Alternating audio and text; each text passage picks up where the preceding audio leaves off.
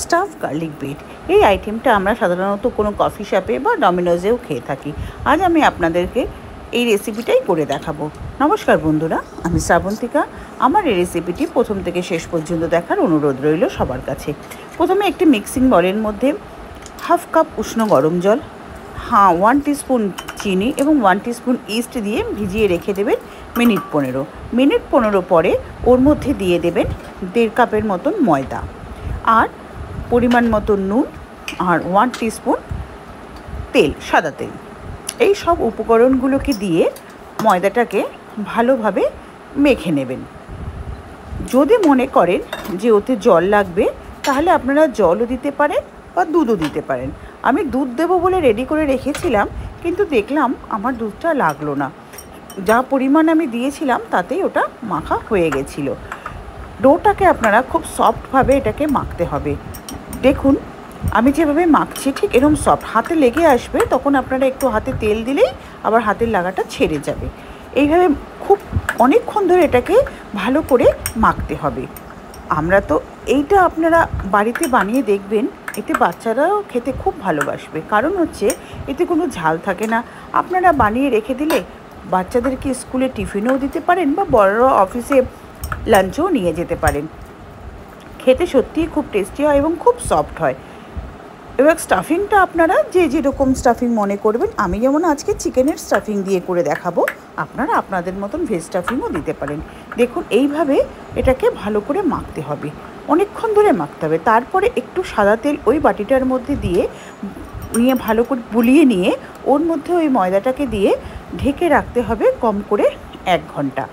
এটাকে 1 ঘন্টা না রাখলে এটা ঠিক হবে না। এটাকে মোটামুটি 1 ঘন্টা রাখতেই হবে। এর মধ্যে আমি ওটাকে 1 ঘন্টার জন্য রেখে দিয়ে আমি কড়াইতে সামান্য একটু বাটার দিয়েছি। বাটার দিয়ে বাটারটা যেই মেল্ট হয়ে গেছে তখন ওর মধ্যে আমি দিয়ে দিয়েছি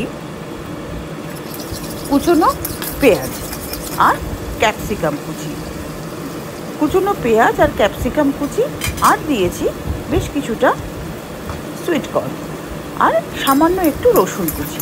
এই সবগুলোকে দিয়ে আমি হালকা করে ভেজে নিচ্ছি। আর তার মধ্যে যেই এটা একটু ভাজা হয়ে এসছে তখন তার মধ্যে আমি দিয়ে দিয়েছি সেদ্ধ করে রাখা চিকেনটাকে আমি নুন আর গোলমরিচ দিয়ে সেদ্ধ করে তারপরে ওটাকে ছিঁড়ে নিয়েছি।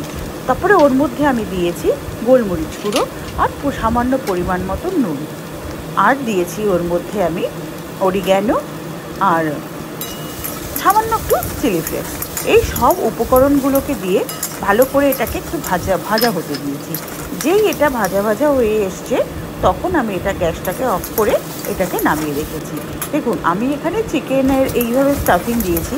আপনারা চিকেনের জায়গায় যে ভেজ দিয়েছি একটু গাজর দিতে পারেন, একটু পনির দিতে পারেন বা ডিম সেদ্ধ করে টুকরো টুকরো করেও দিতে পারেন। স্টাফিংটা আপনারা যেরকম পছন্দ করেন সেরকম করতে পারেন।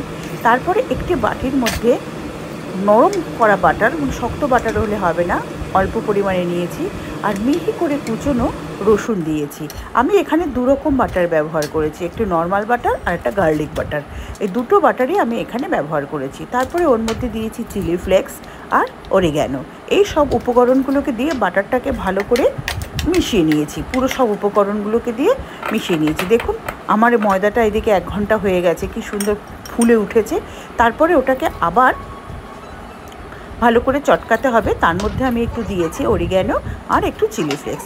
এই উপকরণগুলোকে দিয়ে আবার ময়দাটাকে ভালো করে মেখে নিয়েছি। বাটিতে তো ভালো করে মাখা যাচ্ছিল না, তাই আমি মার্বেলটাকে পরিষ্কার করে নিয়ে ওর মধ্যে একটু ময়দা ছড়িয়ে দিয়ে দেখুন এইভাবে মেখেছি। এইভাবে কিন্তু আপনাদেরকে ময়দাটাকে মাখতে হবে, তাহলে কি হবে জিনিসটা খুব সফট হবে এবং ফ্লাপি হবে, মানে ব্রেডটা খুব সুন্দর ফুলবে আর ভেতর থেকে খুব সফট হবে। দেখুন মাখতে মাখতে পুরো একটা দলা হয়ে যাবে। তারপরে ওটাকে একটা গোল ডোয়ের মতো নিয়ে রুটি বেলার বেলনিতে একটু ময়দা ছড়িয়ে ওই ডোটাকে ওর মধ্যে নেবেন। ডোটাকে ওর মধ্যে নিয়ে এইভাবে বেলবেন। দেখুন যেভাবে আমি বেলছি এইভাবে এটাকে বেলে নেবেন। কিছুটা বেলে নেওয়ার পরে আমি যেহেতু এটাকে মাইক্রোওভেনে বেক করেছি, তাই আমি কি করেছি, মাইক্রোওভেনে বেকিং ট্রেতে একটু সাদা তেল আর ওপর থেকে একটু ময়দা ছড়িয়ে দিয়ে ওই বেলে রাখা ডোটাকে ওর মধ্যে আমি দিয়ে দিয়েছি, দিয়ে হাতের সাহায্যে ওটাকে এইভাবে চেপে চেপে চেপে চেপে ওটাকে স্প্রেড করেছি। দেখুন যেভাবে আমি করছি ঠিক এইভাবেই আপনারা করবেন। পুরো স্প্রেড করে দেওয়ার পরে পুরো বাটিটাকে জুড়িয়ে, ব্রেডটাকে জুড়িয়ে আপনাকে এটাকে স্প্রেড করতে হবে। যে একটা গোল রুটির মতন হয়ে গেল, এটা খুব মোটাও হবে না বা খুব পাতলাও হবে না। তারপরে ওই যে বাটারটাকে আমি রেডি করে রেখেছিলাম রসুন আর অরিগ্যানো আর চিলি ফ্লেক্স দিয়ে, সেই বাটারটাকে ওর মধ্যে ভালো করে মাখিয়ে নেবেন। পুরো বাটারটাকে ওর মধ্যে মাখিয়ে নেওয়ার পরে যে স্টাফিংটা আমি রেডি করেছিলাম চিকেনের, সেই স্টাফিংটা ওর মধ্যে দিয়ে দেবেন।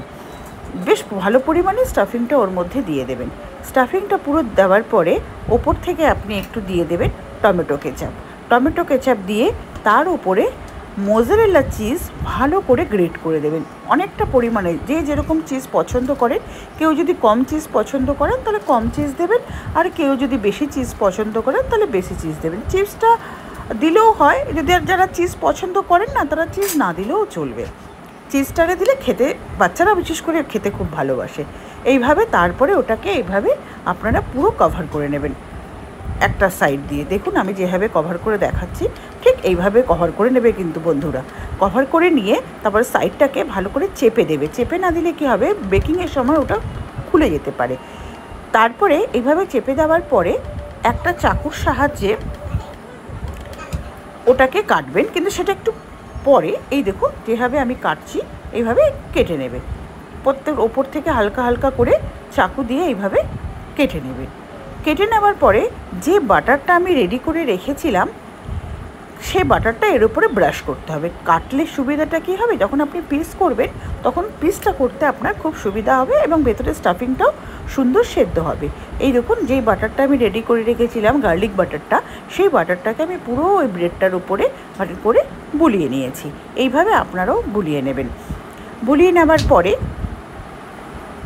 মাইক্রোওভেনটাকে আগে থেকে 180 ডিগ্রি সেন্টিগ্রেডে একটু প্রিহিট করে নেবেন।